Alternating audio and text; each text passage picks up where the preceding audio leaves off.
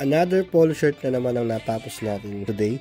And ito nga pala ay pinagawa ng student ng Taguig Science High School. So sila nga pala yung Supreme Secondary Learner Government. Ayan, ito yung kanilang pinagawa. Sobrang simple lang nung kanilang layout. Pero kahit simple, ang ganda tingnan. Ayan, nakita mo naman sa video. Simple lang ng layout nila. Ito yung harapan.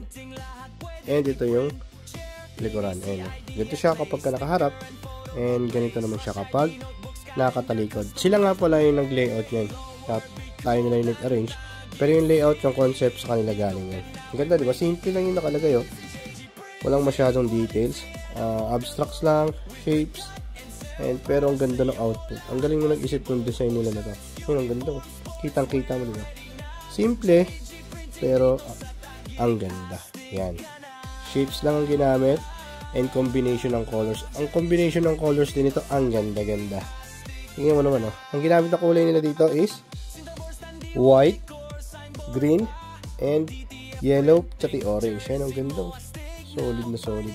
Dito nga pala nakalagay sa gilid nila. Ayan. Yung SSLG. Ayan. Ang ibig sabihin nun is Supreme Secondary Learner Government. Ang ganda ng combination ng kulay. No, kita mo, simple. Pero ang ganda. Kasi pagka-yellow niya rito, ayan, malapit na siya sa matte gold. Ang ganda.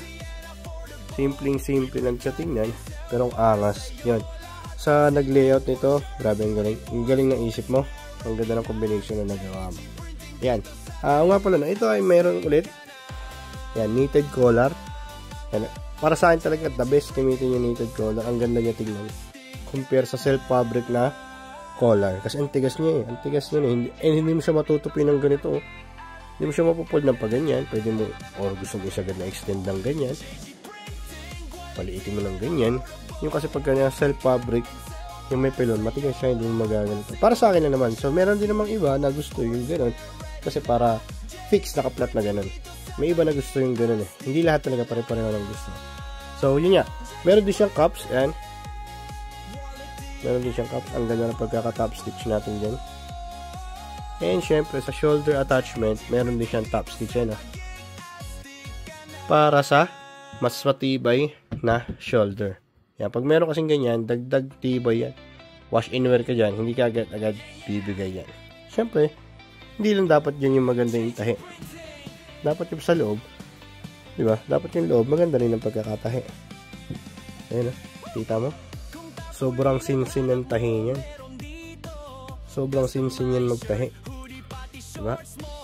Ang linis. Yan, ganyan po ka-quality yung mga gawa namin ng polo shirt.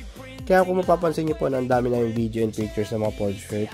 Kasi ito isa sa mga binabalik-balikan ng ating mga customers dito. Lalo pag nakita na nila yung mga samples yung gawa natin. Unang-una is yung tahi talaga. Maayos yung tahi.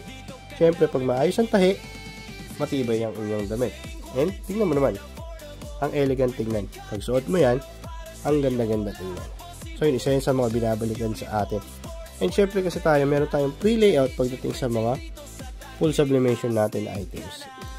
Yan, natutuwa sila kapag nag-layout tayo. Kasi minsan, nagagandahan. And minsan, okay lang naman. Minsan, may mga revisions, normal lang din naman. Pero, mas maganda sana kung meron ng layout si customer, kagaya nito na meron na silang layout, i-arrange na lang natin. Para mas madali yung production natin.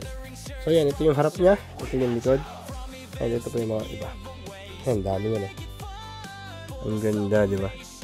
Tsaka tingnan mo yung pagkakatahi rito sa ating placket. Papansin mo yung ibang mga tahi niya, sablay talaga eh. Kumbaga yung pangit yung pagkakatahi. Siyempre meron din tayo dyang neck tape. Yung pampaganda. Pag nakikita nga ng iba yan, gustong gusto nila may mga ganito kasi sobrang premium niya tingnan. So yun, ang ganda. Yan. Ganda ng combination talaga nakakatuwa. Para sa Taguig Science High School students. Ayan, sa Supreme Secondary Learner Government. Ayan.